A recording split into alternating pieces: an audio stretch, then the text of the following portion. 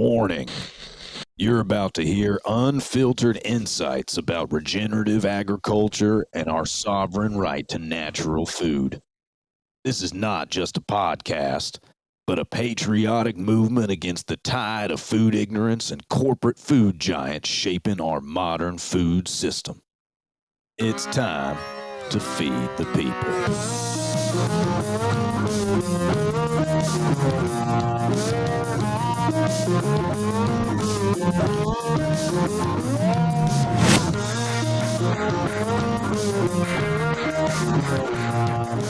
Hey Jay, what's going on, brother? What's up, Brooks? Good to be back with you, my man. Feeling real good. Awesome. Where are you checking in from today, dude? I am in St. George, Utah, actually, bro. I'm currently recording from the basement of my childhood home. My dad built this house. We lived in as a kid going to middle school, the bus would drop us off at the end of a long dirt road, and at the top was the shittiest mobile home you ever saw. And we would walk up that road to the house. And while that's happening, my dad's working his butt off all day long, gets off work, and comes and puts time in this house that I'm sitting in and builds it. So this wall right behind me, actually, there's signatures and all kinds of writings from all the kids I grew up with throughout elementary and middle school. And in fact, when they built this house, the basement was unfinished.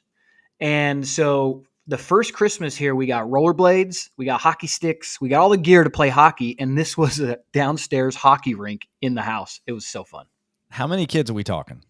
I'm the oldest of 5 boys, but at the time there was 3 boys and then all the neighborhood kids. It was awesome. Just clanging and banging in the basement? Dude, nothing to break, bro. It was perfect.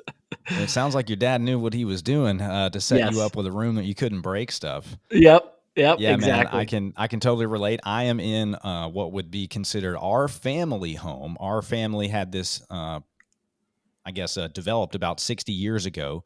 Okay. This was like the first house that my mom grew up in. And so, yeah, there's a lot of family history here. And I personally love that because I love being able to tell the story of our family through things just like that. I can point over here and say, this is where Billy Joel's band ate Thanksgiving dinner with our family. And that's where Danny DeVito bought a piece of art from my grandfather. Like these, I don't know. I just love that personally. It's just such a rich way to, give people history. So that's a very endearing story. I'm super excited to be on episode 2. I know we have a lot to talk about, but we first need to think about what we're going to think about. Think about what you'd think about. Okay, so in the words of our dear leader, Mr. Joe Biden, we're going to think about what we're going to think about today. And I know that you've been thinking about a lot. And you mentioned you dropped a reel earlier this week on Instagram that I thought would be a great place to start. And that is the pivot of Beyond Meat. I want you to go in, my man. This is your runway to give us a bit of a rant. What in the hell is going on with Beyond Meat and what are they doing? Yeah, throughout the week, I see articles that come up that I want to share with the people that are following on Instagram. Instagram is my education channel, right? It can be frustrating because, if you start talking about fake meat and bug burgers, all of a sudden it's very clear that I get throttled in my reach and so forth. But I still want to make sure I'm getting that out there. So I'm kind of like bucking the system. Well, I'm not bucking the system. I get silenced, but I can't not share. I mean, I have other channels like Twitter and stuff that I want to build for that purpose, but until I figure out those mediums, because there's so much to do. Anyway, I'll find stuff as I'm doing my research throughout the week and I'll share it. And there's so much more that needs to be said, like this Beyond Meat pivot, this whole idea of going from, they tried to sell the bullshit that they were sustainable and they were healthy. That was how they positioned themselves when they first came out of the market. I think it's kind of a good sign that we are realizing and seeing through market share that maybe the silent majority really is the silent majority. In other words, they're not idiots. And so they hear that and they're like, bullshit. There is no way that something grown in the lab with all kinds of ingredients is better for me than the actual thing from nature that humans have been eating for thousands of years. And so, No, because we're playing around. I just wanted people to know that I brought some sound effects. Do We're it. gonna live it. Okay. To believe that, You have to be imbalanced in the mind, in the psyche, to believe that that's true. Imbalanced, yes. Precisely.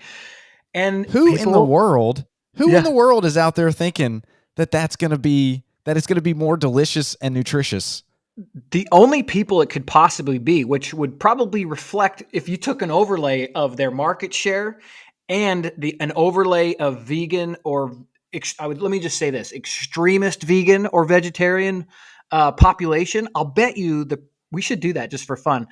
I wouldn't be surprised if the estimated percentage of American population that are vegan or vegetarian that think eating cows are bad is equal to the percentage of market share that Beyond Meat and Impossible Burger have. I'll bet there's a fun correlation there. It's a mental illness. That's what it really is. Oh, I'm so glad you got your soundboard working again. It really is. Let's just think about what we're thinking about and kind of dive in. But so here's the deal. That didn't work because enough of us are still out there that know that it's BS. And so they have to pivot. Well, guess what they're pivoting to, Brooks?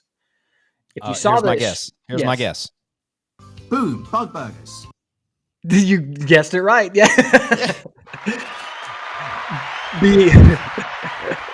Beyond Meat. Switching to bug burgers. Switching to bug burgers. Beyond Meat specifically are pivoting to comfort wellness is what they're calling it for mental health. Now, you and I have spent a significant amount of time in the fitness and health space, so we can speak to this from an intelligent perspective, right? The problem with mental health is comfort. It is overindulgence. And so now Beyond Meat is saying, because we're essentially an ingredients company, in other words, we can mix together whatever we choose, we're going to make this a comfort food. When you hear comfort food as a professional wellness coach, what does that tell you? What's in that ingredient? It's likely not optimal for my health and well-being if it's a comfort food. Yes. If I'm needing to comfort myself, it's likely not the best for my overall wellness and well-being. Right. And so here's the funny correlation. Beyond Meat is the title. Well, first of all, that's wrong. That's false advertising. I think there should be, and maybe we talked about it on this last episode, and I might repeat myself because it needs to be said over and over again sometimes. Meat should not ever be allowed on a label that isn't actually meat. That should be the first red flag right there. Dude. That you're having to call it something that it's not in order to convince people that it is like the thing that you're calling it. Like if you're calling it, if you have like vegan chicken, why would you even need to call it chicken if it's better? Right. It's like if you're having to convince yourself and others that it's like the thing that you're trying to replace, that is to me a first sign that you're getting off the right track and that it's probably more natural to want chicken or to want actual meat if you're having to go through all these different hula hoops to try to make it like this other thing, knowing that it can never actually be that thing. Right. And then additionally to that, talk about mislabeling and misguiding people that aren't maybe that connected to their source of food. They did a study during COVID or just after of youth inside of major cities like New York, and they didn't know where meat came from. So now you add a label that says Beyond Meat, they're probably going to not really know the extent of what that means. And so the fact that they can even label that meat or anything close to that it's mislabeling, it's misguiding. And so you have Beyond Meat as their title, as their label, and now you have comfort wellness. Again, those are counter to themselves, right? Beyond Meat, not meat. Comfort wellness, not wellness. And it's like most bills that they pass in the United States. Yeah. They name it something like net neutrality, Right. Meanwhile, there's nothing neutral about this whatsoever. I'm actually giving you permission to spy on me, and to curb Yes. where I get to look on the internet. Yeah, net neutrality. Exactly. The Patriot Act. Talk about one of the most unpatriotic things that has ever existed, but you call it the Patriot Act. Man, yeah, you're going to get like yesterday you and I were talking about language a little bit, and Yep. one of the tools of, you could call it indoctrination, but just influence in general, is language. And if you want to subliminally implant an idea into someone's mind, you would do it with words and symbols. And that is a very useful tactic to call something that it's not, in Yeah. order to convince the most people who won't look into it. Oh, this must be for patriots. This must be to keep the net free and neutral. But typically it's quite the opposite. So if you want to know what's in a bill, just translate it to the opposite of what they called it, and that's very likely to be the outcome. Yeah. It's the typical case of reading the headline and not the substance in it. And so my suggestion is, if you don't want to read a whole bill, copy and paste it into Chat GPT and say, summarize this at 10th grade level.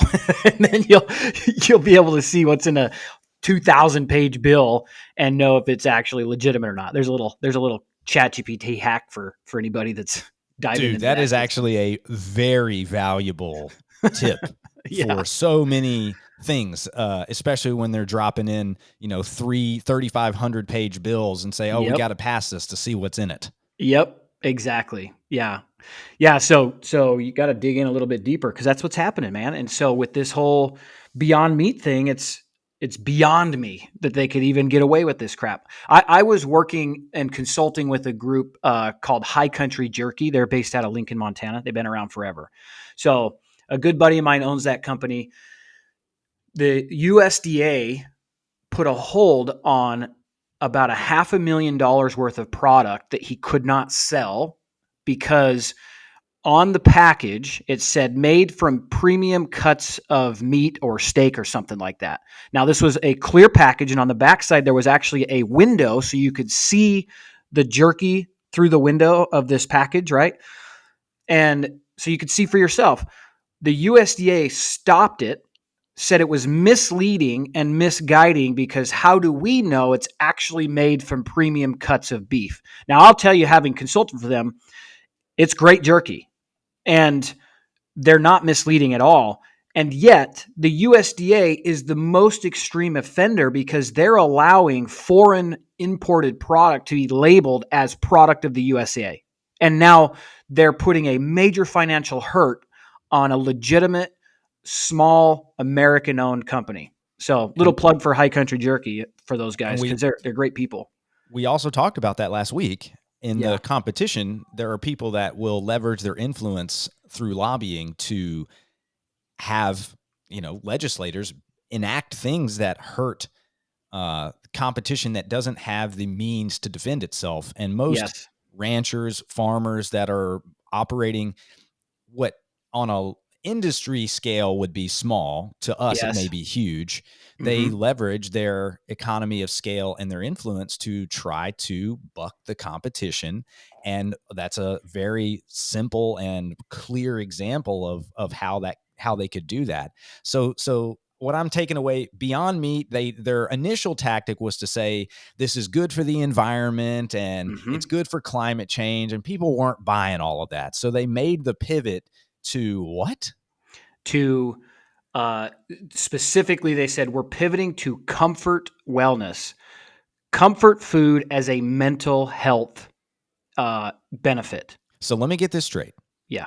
They're going to feed us food that makes us sick and then tell us that's for our mental health? Yes, dude. Isn't that crazy? And they went further to say that because of their unique position as a company, that they can, because that they're an ingredients company, that gives them the flexibility to include whatever's necessary to give the consumer that feeling. In other words, fill it full of sugar.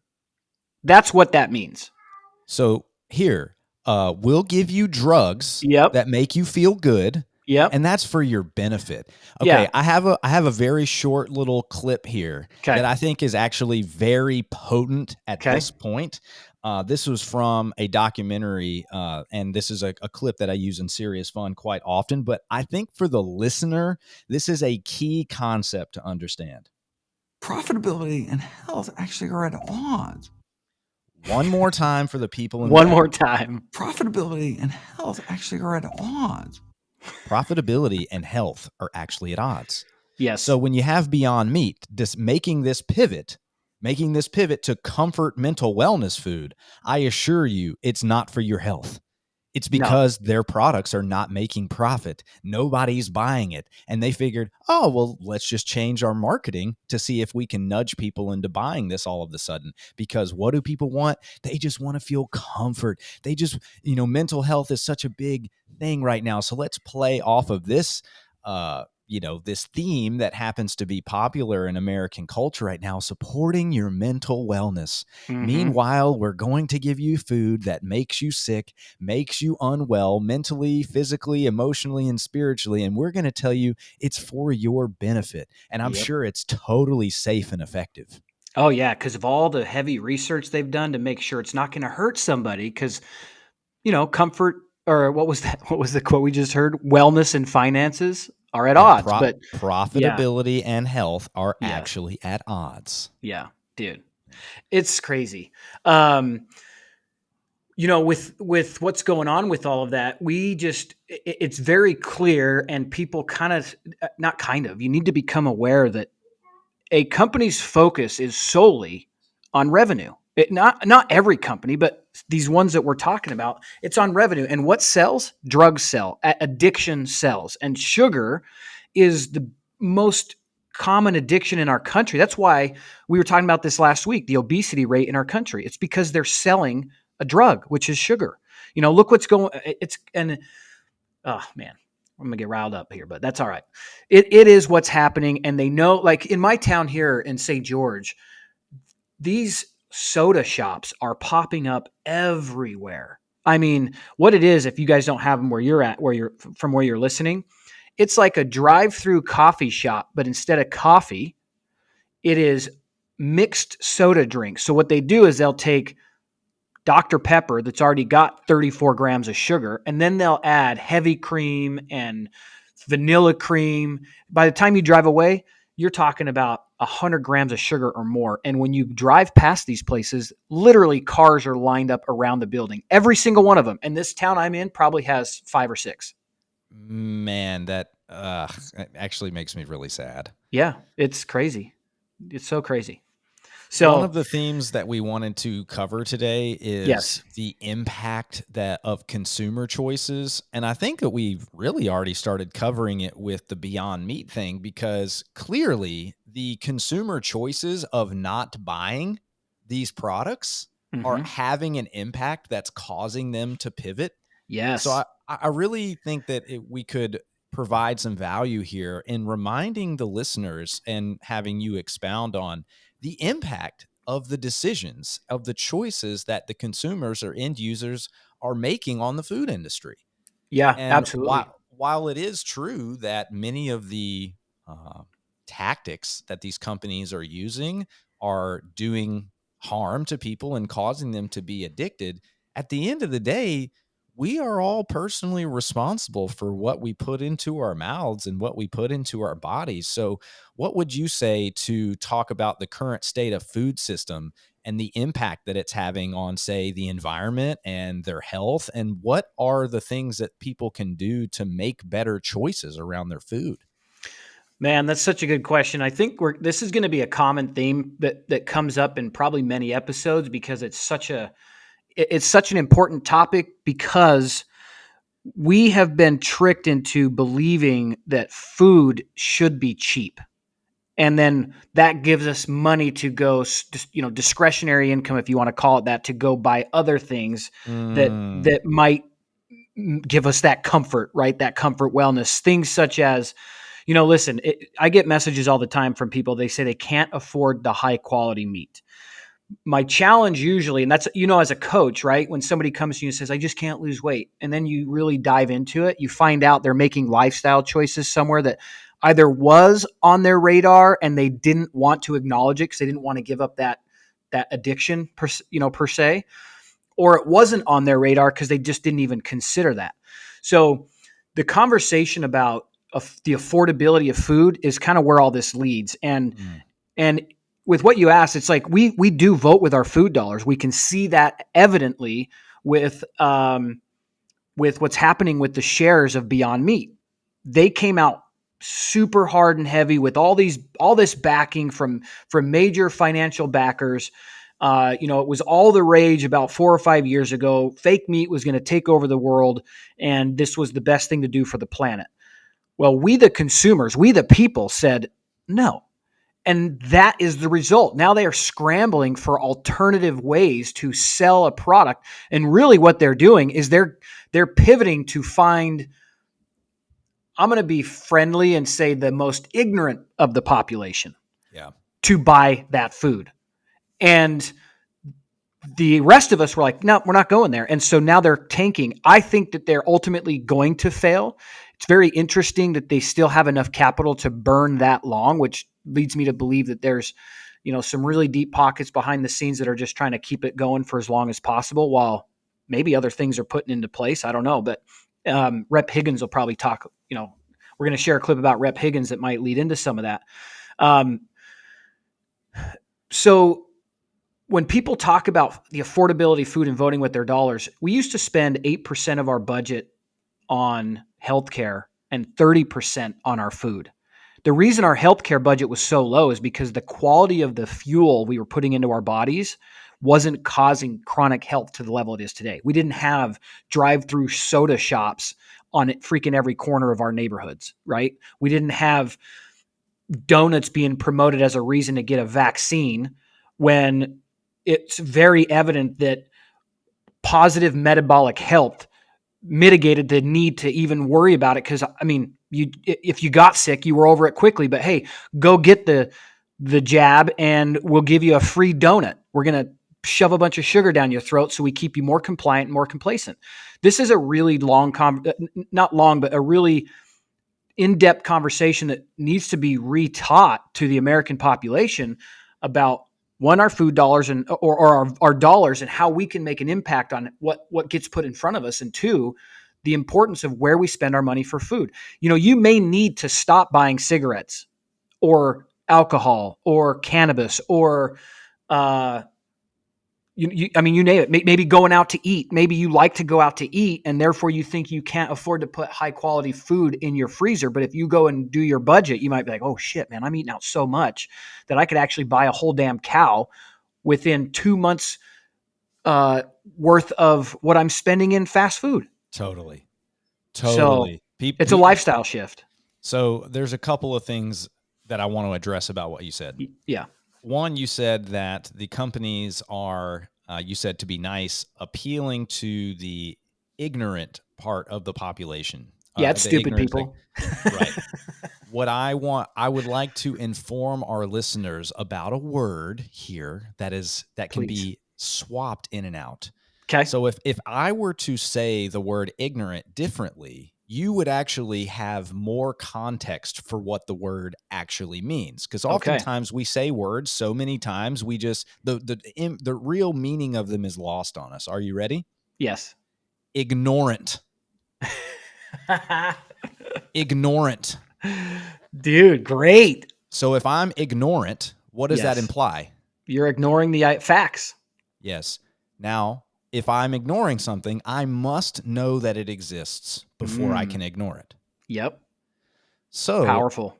I believe that most of these people are a different word swap, which would be nascent. Nascent means nay, no, scient, science, no knowledge. So for many consumers, they're actually nascent to what's happening in the world and what's happening because they've been, programmed or taught that they are supposed to listen to, mainstream media, the government, et cetera, et cetera. And the USDA would never allow food that's harmful to us into the food ecosystem. So most people, and I don't even say most, I'll say there is at least a portion of the population that is nescient of, I believe it's nescient to the facts of the matter. However, once you are given the facts of the matter and you choose to ignore them, you move into the new category. And so, oh, dear listener, if you didn't know that this was going on, yes, now you know. And for you to continue to engage in buying these types of products, you now are participating, you're engaging in ignorance. I love And it is the consumer that gave the money to these mega conglomerates that allowed them to be as big as they are. Now one could argue, well, they put addictive stuff in our food and, all of these things, but it's like, yes. And if you know that you are experiencing addiction, with all due respect, it is your responsibility to seek help, whether that's in the form of a counselor, a coach, a psychiatrist, a physician. You are responsible for your health and well-being. You're responsible for your family's health and well-being, and that includes the financial side of your family.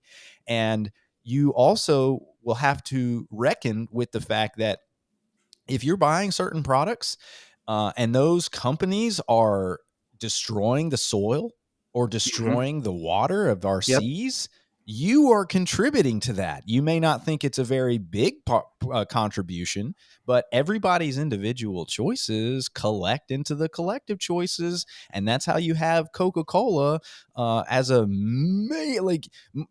people can recognize Coca-Cola in some of the most isolated places on earth. You know what I mean? And we as a society, definitely, that is the impact of the consumer choices.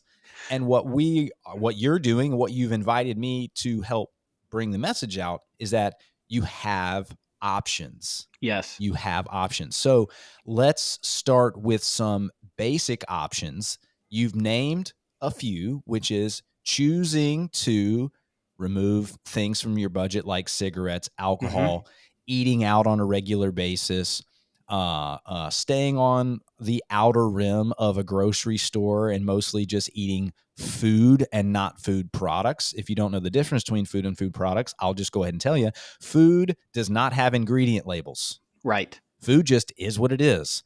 I don't need an ingredient label for a sweet potato. I just know that it's a sweet potato. That's what it is. So you could make those choices. But even when you get into buying food in the outer rim of a grocery store, even then you have lots of different choices. So you mentioned in the last episode, a grocery store, I believe it was called Harmon's. Harmon's, Harmon's is offering different choices. Let's kind of transition the impact of their choices into because we could just rail on their choices, but if we're not offering them any sort of alternative option, then we're also just, we're not really contributing a lot of value. We're just railing against what we don't like. So what would be some of the easy entry level choices that some individual or family could make to then have a different impact on the world and on their family? Yeah, well, I think right off it's looking at your ingredients, like you were saying, for let's take dinner, right? In behavioral change science, when we teach somebody how to slowly transition from where they're at, if it's not working for them, and by not working, I mean, it could be your health, it could be your mental state, it could be, you name it, right? It's something isn't working for you. In behavioral change science, we know that if we try to change everything at once, we're most likely going to fail, right? We have to change our habits one habit at a time over time until we build momentum. And so when we're talking about that, let's say we're talking about what you're eating.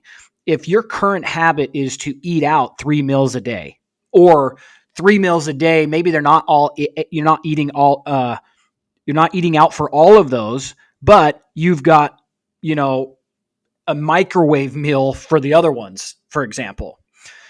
Just pick 1 meal a day and say, okay, from now on, I'm going to at least make dinner at home. or I mean, just pick one, breakfast, lunch, or dinner.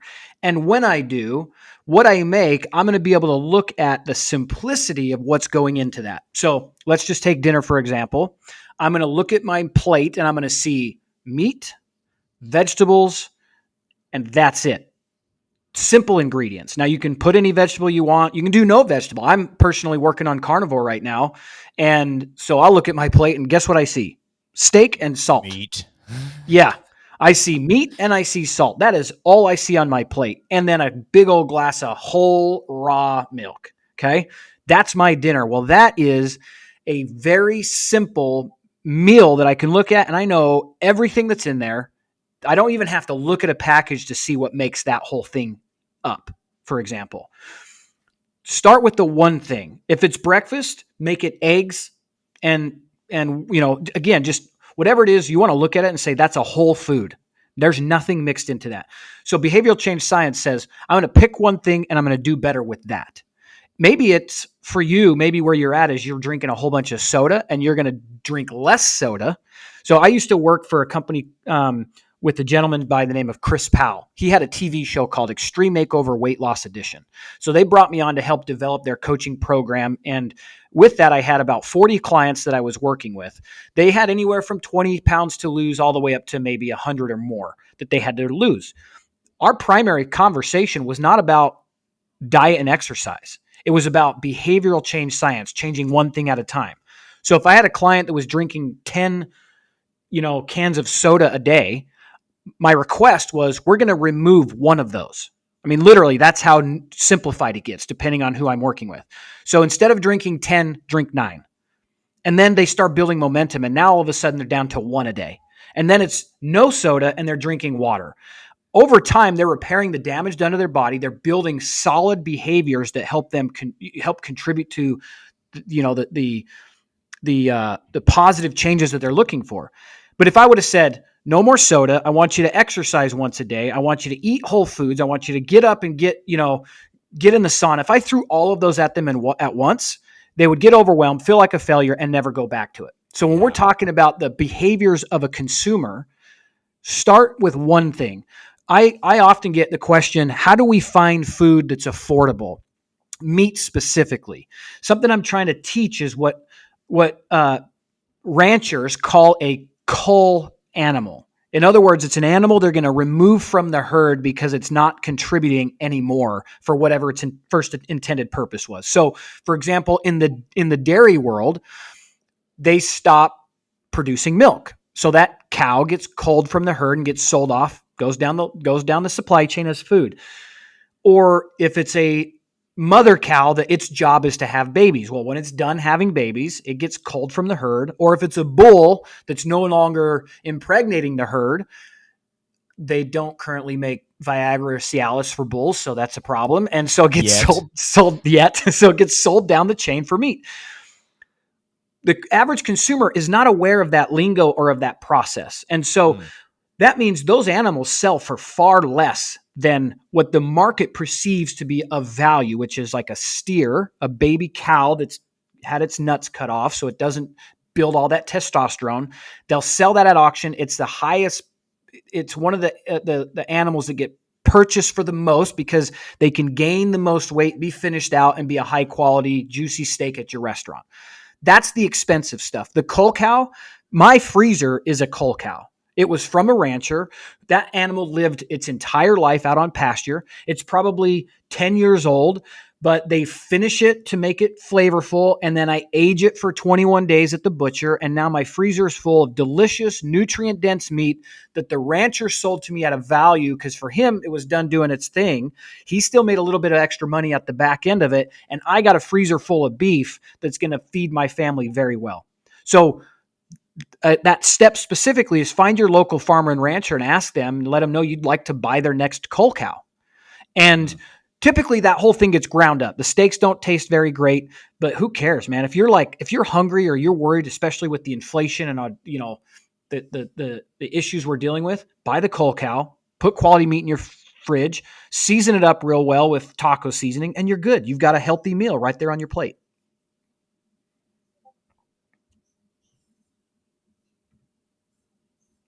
Have I lost you, brother? well, I know that you and Brooke are working on a solution to make finding those local farms a lot easier and farmers and ranchers a lot easier. And as you're doing that, what could someone do to make that process easier? Because I imagine one of the challenges is that people don't know where to start. And I know that you've begun cultivating a community and cultivating solutions to that problem. And until is it going to be called From the Farm? The app? Yeah, the app is From the Farm. That's right. Yeah, From the Farm. But in the meantime, they have some things that they could do to connect with their local farm rancher. What would be Yes. one step that someone could take tomorrow? I would recommend that there's two things actually. I talked about this recently. I don't remember where. So I think it was a podcast I actually did recently. A couple things I would recommend. One, look for your local farmers market. If you find your local, every town, every city has one somewhere. The difference is make sure you'll show up, and it's possible that when you get there, it's far more of a craft fair than it is a farmer's market, right? There's sometimes you go to these and there's a lot more projects you can buy than there is meat, which is unfortunate, but that is changing. But there's going to be more than one around you. So just shop around these farmers markets until you find one that's great.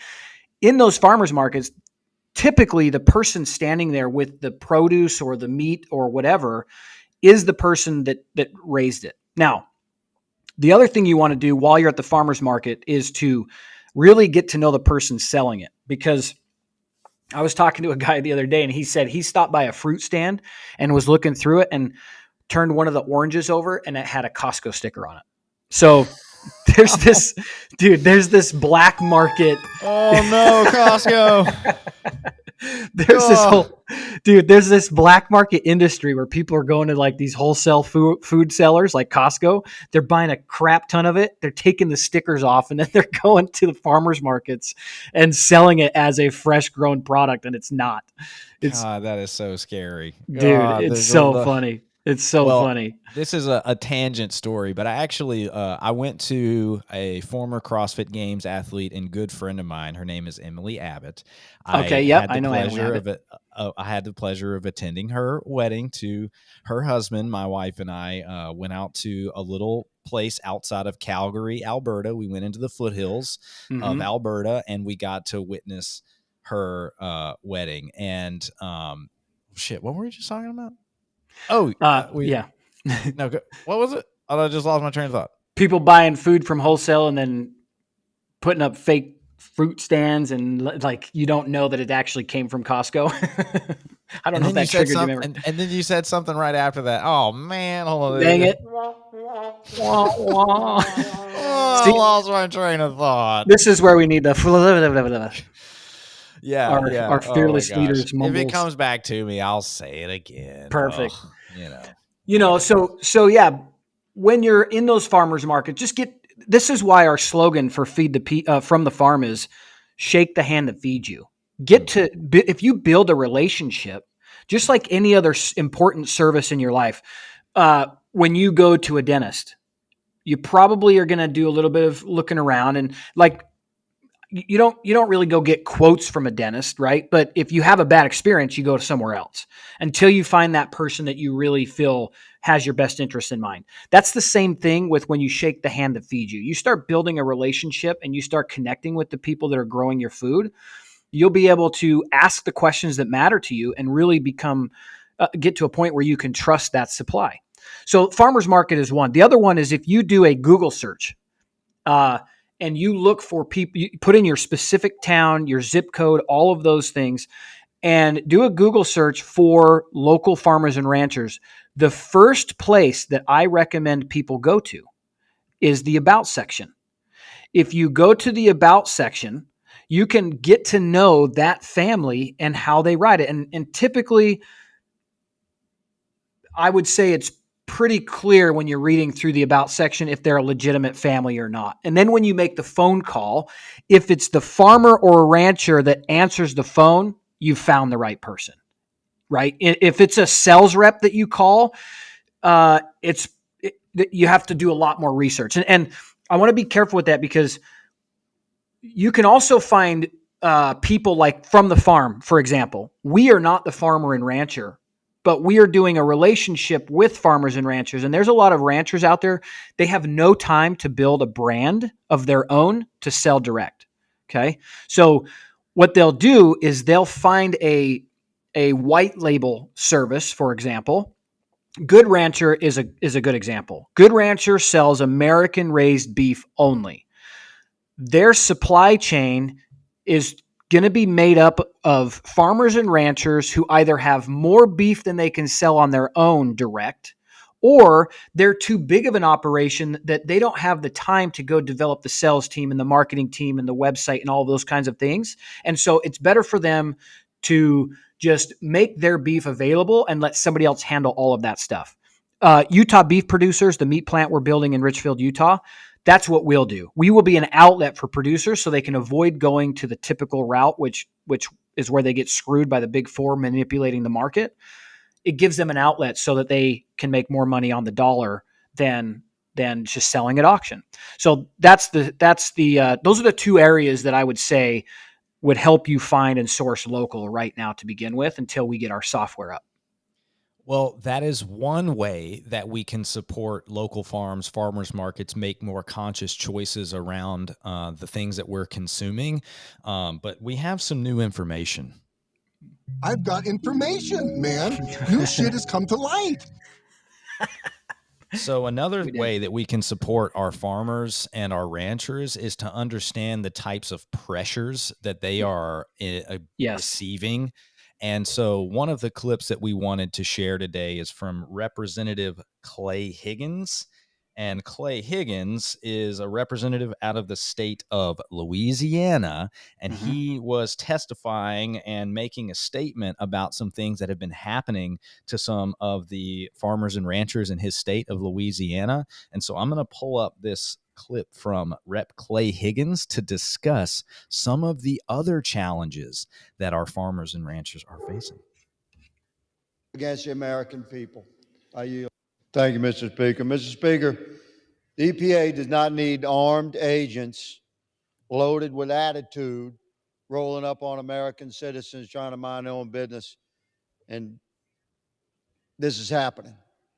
It's stunning, but it's happening.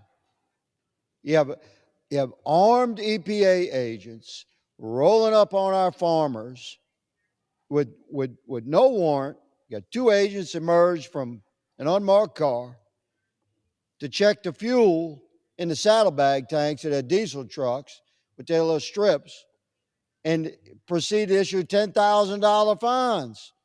Can you imagine, Mr. Speaker, your city's code enforcement being pushed by armed agents with attitudes? This is happening out of our EPA. It's happening in other alphabet agencies. It's wrong, and we're going to put a stop to it one way or another.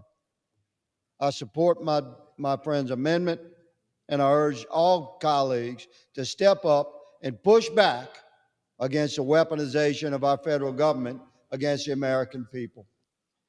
So the EPA, aka the Environmental Protection Agency, has been apparently, allegedly, according to Representative Higgins, rolling up on farmers and ranchers with weapons, armed, unmarked cars, pressuring them, as he said, with attitude and issuing $10,000 fines. Now, you tell me, you have way more information on this. How is a $10,000 fine going to impact a local rancher?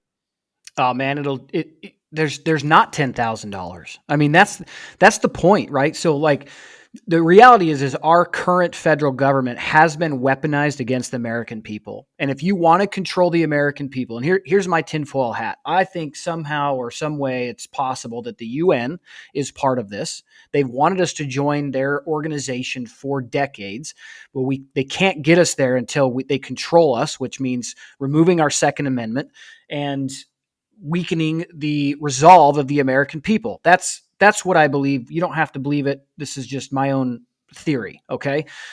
One way you do that is by controlling the food. There is a slogan that exists for a reason. If you control the food, you control the people.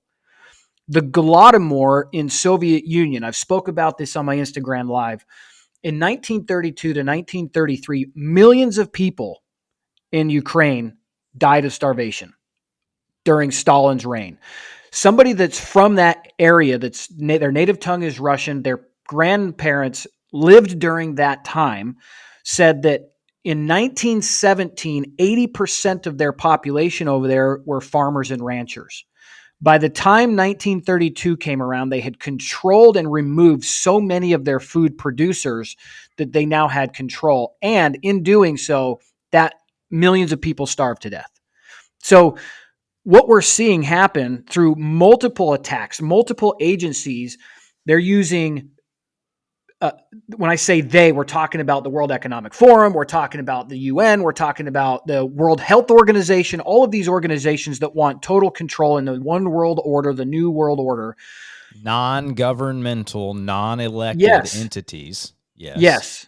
They are working in conspiracy to control the American population, because our nation is the one last front to stand against all of this in the globe. We're the last. Imagine, like,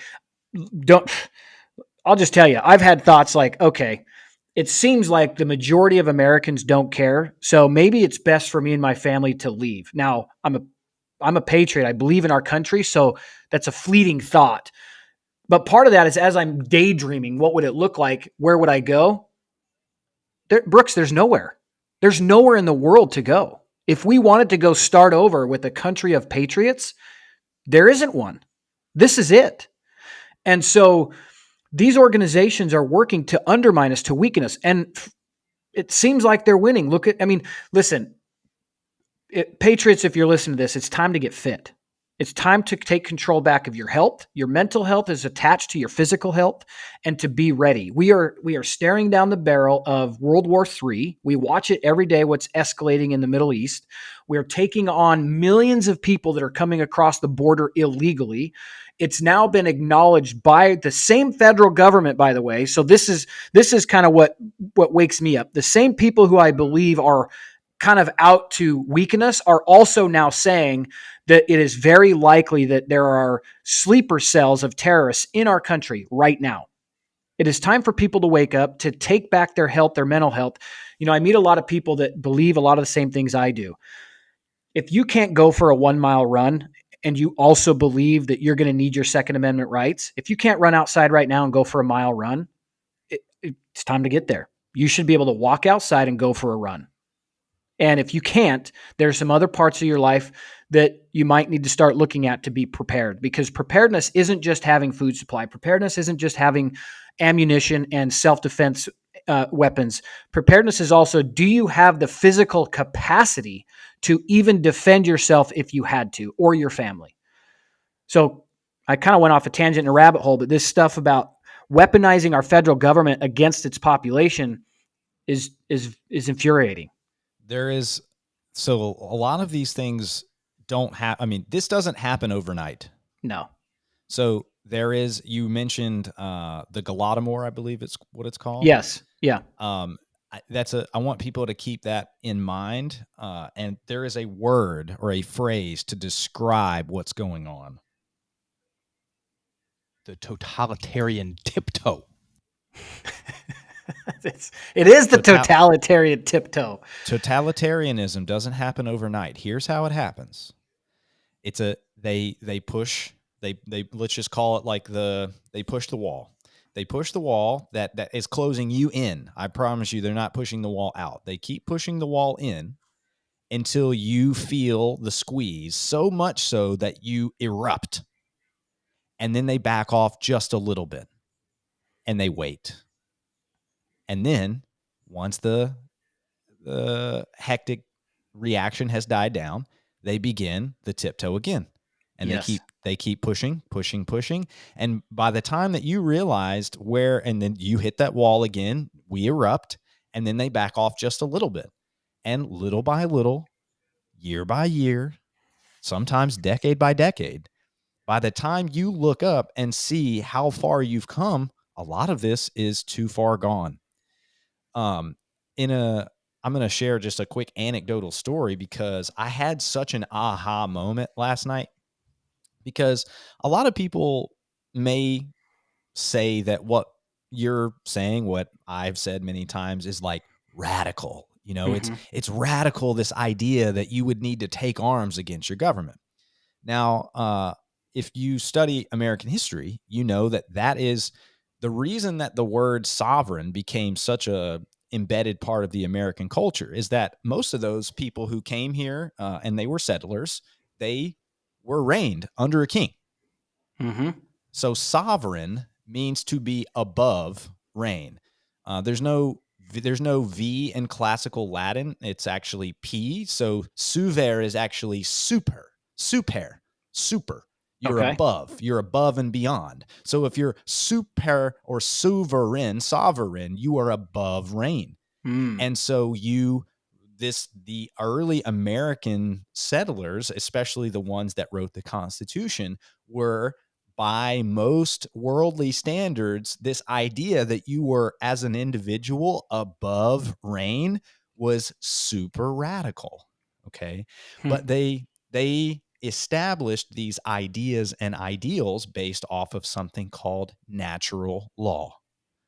And natural law is a whole heap of things that you can dive into on your own, dear listener. But I actually was reading a book last night about midwifery. My wife is pregnant. We're going to have our first child, and we're intending to do a home birth. We have a midwife. We also Awesome. have a physician and a medical team. But Awesome. I was reading this book, and I didn't even get it out of the intro, because this woman, the author of the book, she wrote in the book, she quoted the Ninth Amendment. Now, oftentimes people refer to the amendments that they know very well, and Yes. we talk about the Second Amendment. Are you familiar with the Ninth Amendment? No, I'm not. I'm going to read the Ninth Amendment. Okay. The enumeration in the Constitution, enumeration means the listing out. Okay. So Okay. the listing out in the Constitution of certain rights shall not be construed to deny or disparage others retained by the people.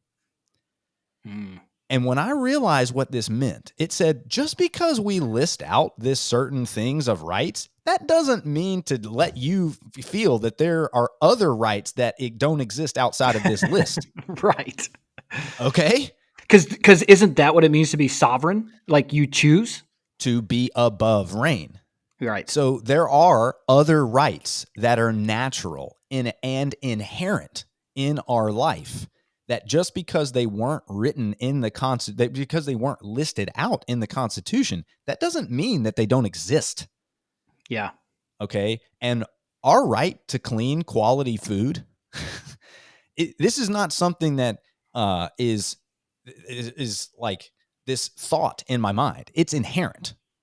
Mm-hmm. It's inherent in our existence that we have the right to clean natural food, and we have the right to fight back against institutions and individuals that may seek to take those rights away from us. And this, even in 2023, is seen as a radical idea. Yeah. But it's not new. It's by Yeah. any stretch of the imagination. And in fact, it was written in 1776 in the Bill of Rights. Mm-hmm. Yep. Okay. The enumeration in the Constitution of certain rights shall not be construed to deny or disparage others retained by the people. And that, to me, it just like melted my brain, because it Mm-hmm. was like, right, they're referring to natural law. That natural Yeah. law is that you are born free. Yeah. You are born free. You are born above reign. And so many Americans specifically, but especially just individuals around the world, if they don't have a working base of knowledge for what freedom actually is, then they can't understand what rights they have inherent to them. And Man. so what this podcast, what this show to me is helping people do is reclaim. I think it's you could call it a reclamation. I think we're experiencing an American Renaissance that is actually bringing back the initial spirit of the American culture. Agreed. And this show specifically is getting that message back out there. And if there was one good place to start that could heal so many other things, it is food. That's right. 100%. Brooks, this is fantastic, brother. I appreciate you bringing your knowledge of language and helping break that down for me and for the listeners. It's, we become more knowledgeable and we can make more informed decisions when we understand language and the power of language. And this has been a great episode. Well, there will be many more to come. Absolutely. We're just getting started. And because I have a nice little runway here, if you don't mind, I'm gonna educate our listeners about what's gonna come. Do it. Let's do it. When we get to episode 5, you, dear listener, are going to have a wonderful opportunity to vote with your dollars. This podcast is a value for value podcast. We provide value in the form of entertainment and education. And if you feel so inclined, if you are getting value from this show, you will be able to return that value to us in one of 3 ways.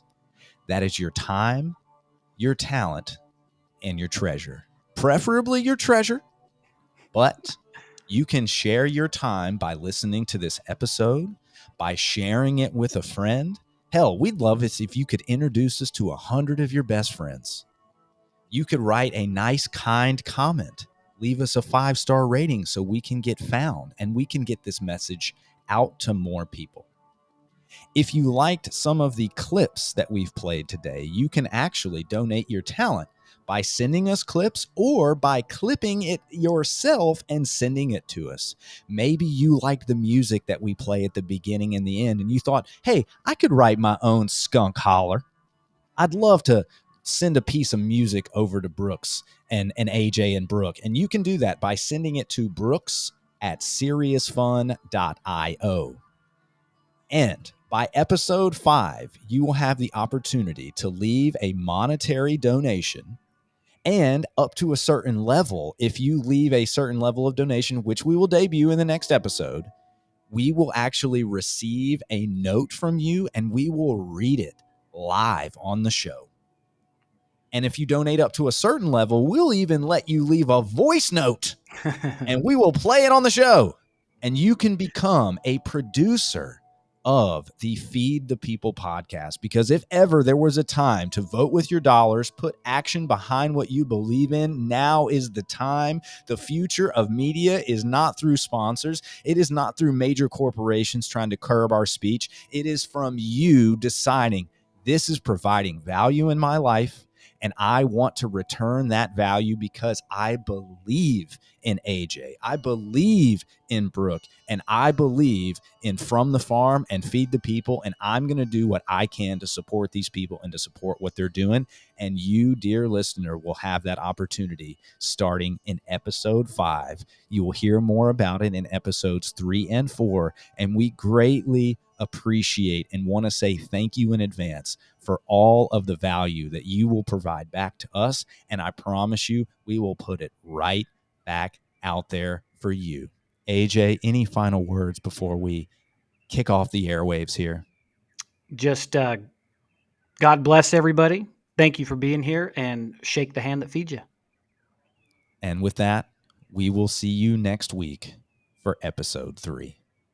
Take care.